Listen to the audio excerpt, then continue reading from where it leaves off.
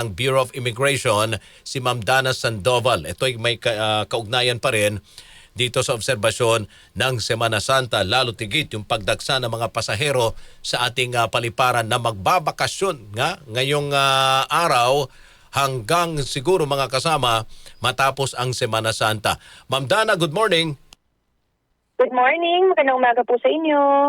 Opo, ma'am, so far, hanggang sa mga oras na ito, gaano na ho bang karaming pasahero ang umaalis po ng bansa?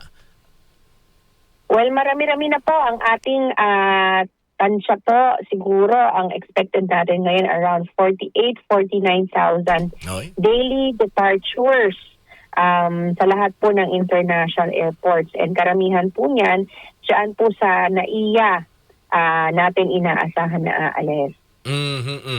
Okay. Tumaas ho ba ito base po sa inyong obserbasyon, Ma'am Dana?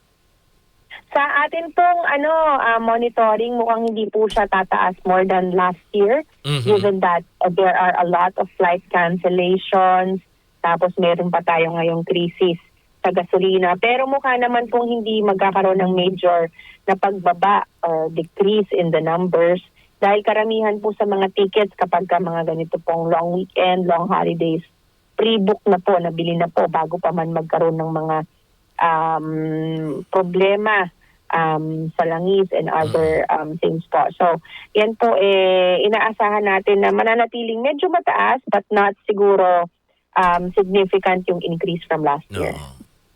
Last year, mga ilan ho ba umabot, ma'am, kung inyo pong naaalala? Yung pasahero?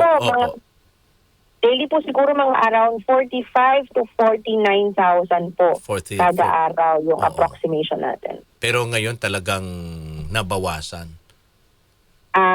Sa tingin po natin medyo bababa ng bahagya.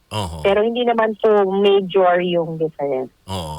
Pero, well, kayo ho ba'y umaasa din na mas bababa pa itong mga pasahero na paalis ng bansa dahil effective today may pagtaas na ho, 'di ba, sa pamasahe sa eroplano, ma'am? Yes, kung magtutuloy-tuloy po siguro itong kaguluhan sa gitnang silangan ay baka magkaroon talaga siya ng effect sa international travel kasi isa po sa mga naaantala yung yung airspace. Lalo po dyan in the Middle East wherein ito po major transit hub papunta sa iba't ibang bansa. Sa Europa, ganyan. Ginagamit po transit hub itong Middle East na ito. So kapag meron pong aberya, nagkakaroon po ng maraming flight disruptions. And of course, yung confidence ng mga tao na bumiyahe ay bumababa. Both yan. Yung paalis at papasok ng mga turista? Sa ngayon po, ang inaasahan natin, marami yung aalis in the next few days from yesterday hanggang bukas siguro kung kailan talagang wala nang pasok lahat ng mga tao. Tapos ang magdadadami po yung departures. After that po, by Sunday and Monday, ang magdadadami naman po dyan yung arrivals po natin kapag pauwi na po sila galing sa kanilang mga bakasyon.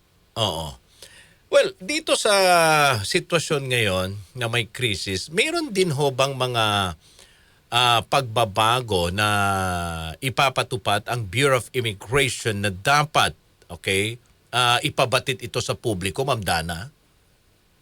Well, sa atin po, sa ating mga opisina, meron pong efforts para mapababa po ang usage ng electricity. Pero yung atin naman pong mga transactions and processes remain in place. So, nandiyan pa rin po ang ating mga frontline services. Ngayon, isa po sa pinopromote talaga natin yung ating online services para hindi na po magpunta yung mga kababayan natin sa mga opisina or yung mga foreign nationals. They can just do it online po. So, malaking matitipid sa gasolina kung they would just do it online. That's why we are encouraging po yung mga yung general public that if they need immigration documents, they can visit po our e-services website. Okay. At saka, ano yun, iwas abala na rin, Ma'am Dana. That's right po. Tama po kayo dyan. Okay, sige, panghuli na lang, Ma'am Dana, ang inyo pong paalala, inyong kasagsagan, ang dami pong mga nagbabakasyon, lalo tigit yung mga paalis ng bansa. Yes, dun po sa mga kababayan po natin na magta-travel sa mga susunod na araw, today, tomorrow, this is the peak season po. Tinuturing po natin peak season to dahil ito talaga yung panahong marami ang bumabiyahe. So aasahan po natin talagang magkakaroon po ng bahagyang build-up sa atin po mga paliparan. Pero the lines will remain manageable.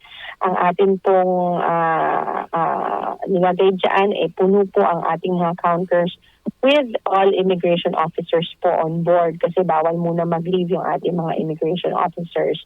Ang ating pong recommendation sa ating mga kababayan na babiyahe, we highly suggest po that you be at the airport at least 3 hours before your flight. Nag-check-in na po kayo at dire-diretso na po kayo sa immigration area para po maiwasan po natin yung aberya kasi alam po natin talagang marami pong babiyahe ngayon. But ang atin naman po mga serbisyo dyan po sa paliparan, lalong-lalo na tuloy-tuloy naman po para mapagsilbihan po natin yung traveling public. Alright. Maraming salamat po, Ma'am Dana. Mabuhay po kayo. Anytime po. Salamat po. Magandang umaga. Spokesperson, Bureau of Immigration, Dana Sandoval. 8:23 mga kasama ng magandang umaga. Tayo ay magbabalik dito pa rin sa Straight to the Point. Walang paligoy-ligoy sa mga diskusyong bayan. Straight to the point. Straight to the point sa DZXL News 558 kHz RMN Manila.